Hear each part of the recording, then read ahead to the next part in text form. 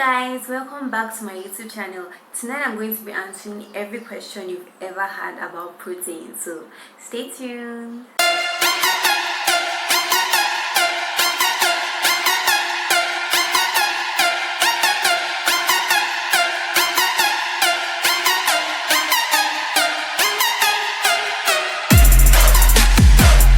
Tonight, like I said before, we're going to be talking about proteins, and occasionally I will look down at my book because I actually wrote some questions down that I'm going to be answering. Okay, so first of all, before I even begin, I think it's only right to define what protein is. So proteins are large molecules made up of one or more chains of amino acids. Now let's get straight to the questions. The first question is, what is a protein treatment? A protein treatment is basically a deep conditioner, but instead of adding moisture like a moisturizing conditioner, it adds proteins to your hair.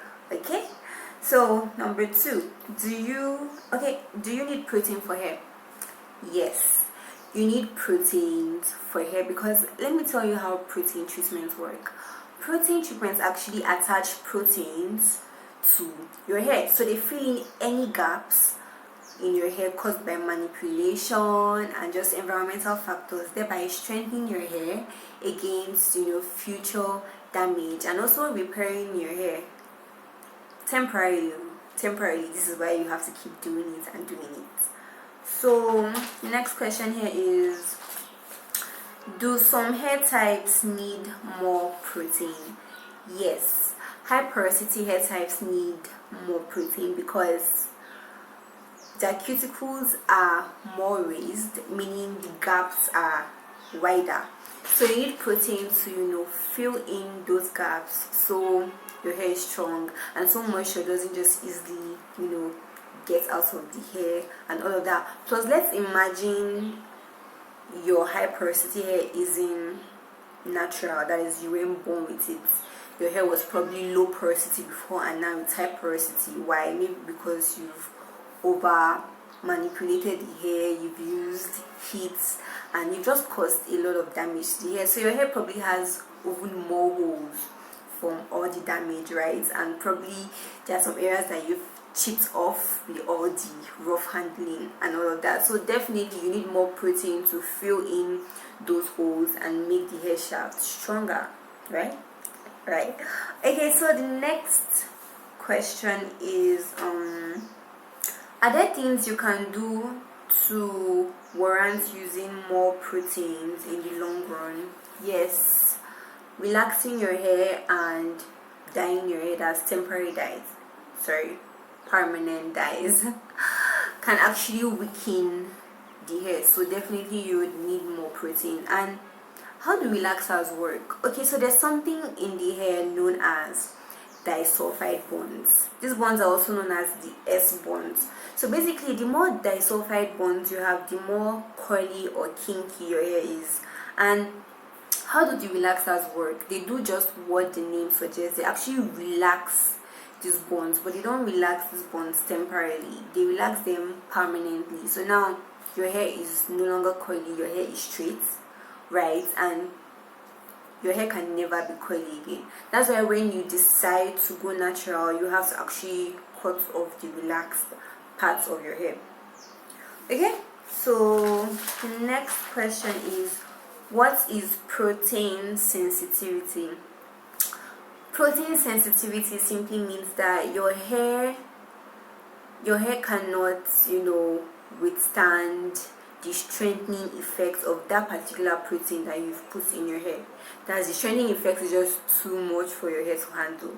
Okay, so what hair types are more prone to protein sensitivity? Obviously, low porosity hair types are more prone to protein sensitivity. In fact, most people believe that low porosity hair doesn't need protein because we have a lot of keratin in our hair already. That's a lot of protein, so we don't really need it. But personally, I use protein in my hair.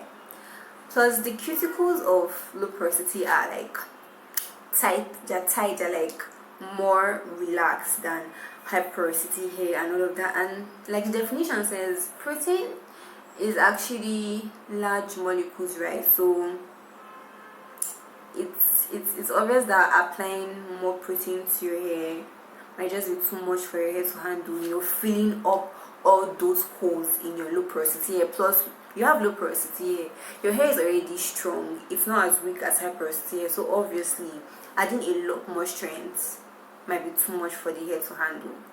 So yes. Okay, what's the next before I go to the next question, I just want to say that, you know, it is a protein treatment, it is not a moisturizing treatment, so it's not meant to make your hair soft or put moisture into your hair. It's meant to strengthen your hair, you know, make your hair strong, stiff. So it's normal for your hair to actually feel a little bit stiff after doing a protein treatment. Now the problem comes if your hair feels excessively stiff, if you know what I mean.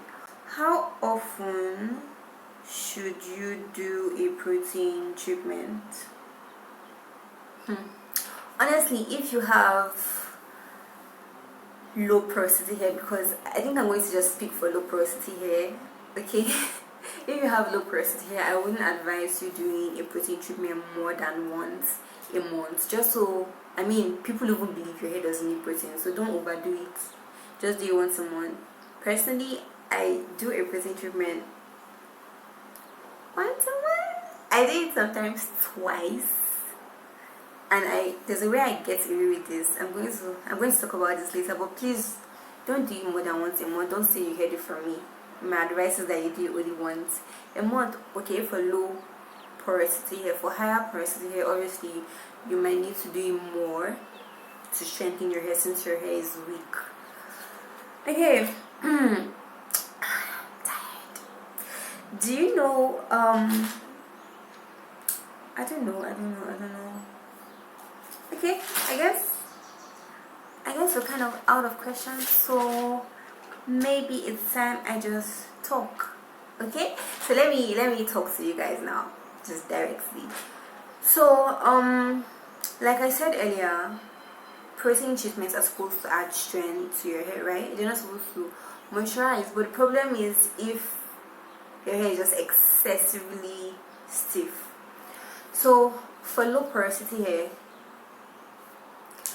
that shouldn't be an excuse to run away from proteins just because your hair is really stiff.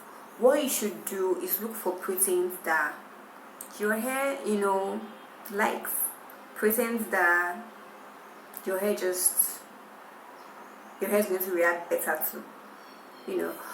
And the definition of protein says that they are large molecules, right? The thing is, there is a process. There's actually a process of breaking down these hair molecules, and this process is known as hydrolysis. So if you look at some of your hair products, you might see things like hydrolyzed. So you should actually check the ingredient list of your products. You would see hydrolyzed something. So that basically just means that there's protein in that product, number one, and number two, these proteins have been broken down to aid, you know, easier absorption into your hair shaft. Okay. Number two is if you believe that you have protein sensitivity, you may not actually have protein sensitivity. For example, if maybe you've been using your protein treatment for a while and your hair has been reacting well, and then all of a sudden your hair isn't reacting well, it might not be that you're now protein sensitive. It's probably because maybe you have build-up. When last did you clarify your hair? So clarify your hair and then try the protein treatment again, because it's possible the protein isn't even getting into your hair shaft because the products are blocking it from getting into your hair, and then now all the products are just sitting on your hair and now they're dry. So obviously nothing is even getting into your hair, not even your moisture treatment, so your hair is going to be dry, you know, and all of that. So clarify your hair before you try your protein treatment again. And then another thing is, especially if you have low porosity hair, is obviously, like I said, protein sensitivity is more show for you than someone of a higher porosity. But it's possible that you've just been putting too much protein into your hair. You know, like I said, use a protein treatment once a month, or basically just listen to your hair to know if your hair really needs protein before you put in the protein treatment. So it's possible you've put too much protein into your hair and now you have to calm down with the protein. So instead, I think what you should do is just stop using protein treatments for a while and instead use moisturizing deep conditioners, just so your hair comes back to normal, because you know that you have to actually maintain a protein moisture balance. If there's more of protein compared to the moisture, protein is meant to make your hair strong. It will make your hair stiff, so your hair will be dry. Balance. And if you have more of moisture than protein in your hair, like you put a lot of moisture, you're going to get high brow fatigue. So you're going to have to strike a balance. And yes, I know you're listening to me and it's a little bit confusing, but you'll find a way. Okay, let me tell you how I managed to get past all of this. I actually use Anjaki's deep conditioner on my hair. You know, if you don't know this, I'm going to leave a link to my other video in the description box so you can know that I use Anjaki's on my hair. You should watch that video. So I use Anjaki's on my hair, and Anjaki's actually has hydrolyzed. Do you know what? I'll be right back. So guys, I am back. I actually went to get my Anjaki's. So if you look at the ingredient list, it actually has hydrolyzed keratin and hydrolyzed vegetable protein at the bottom. You obviously can see this at the bottom of the list, meaning that obviously there's protein in this, and this protein the molecules have been broken down to aid easy absorption, and also the amount of protein in this product is very small because it's at the bottom of the list. Okay, so it also has honey like after the proteins, so it does contain honey.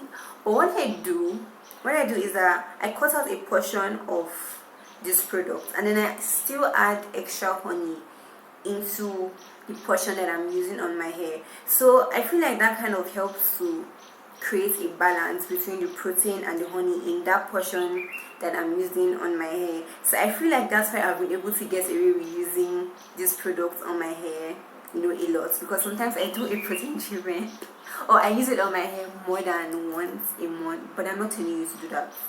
But I do it, right? And so far I haven't noticed any problems with my hair. So yeah, just find a balance between your protein and your moisture. And if you've been having issues with your protein treatments, try a deep conditioner with hydrolyzed protein and see how your hair reacts to that.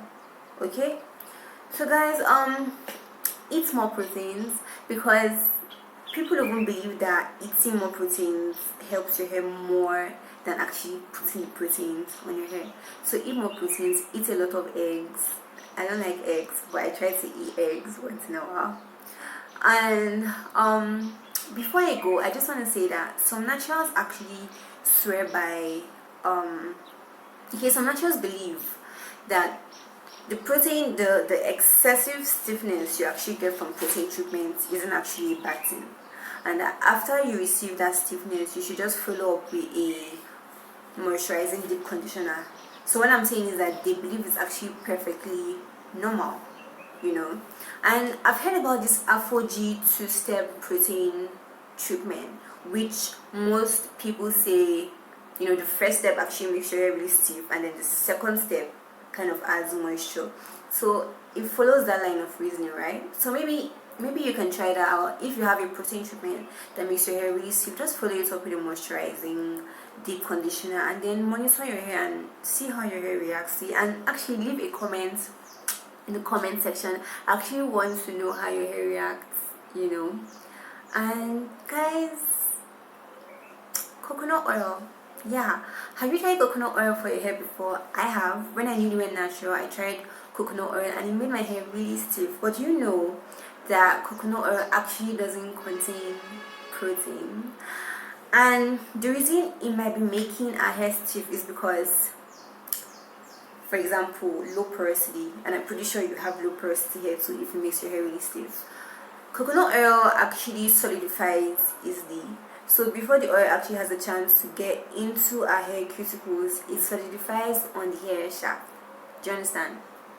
So what I want you to do, if you have coconut oil and you've experienced this before, is use the oil again and try using a heat cap this time, so the oil can easily get into your hair strands. Okay, and actually leave a comment, just tell me how it works out for you, because I don't have coconut oil, so I can't try this right now. So try that. And guys, that's basically all. I think I've covered a lot of questions, right? I hope I've been able to answer most of the questions you have on proteins. And if there's something else, if there's any other question, you can leave it in the comment section, and if I can provide an answer, I will try to do that. Okay, thank you guys for watching this video up until this point, because I know that this video is quite long.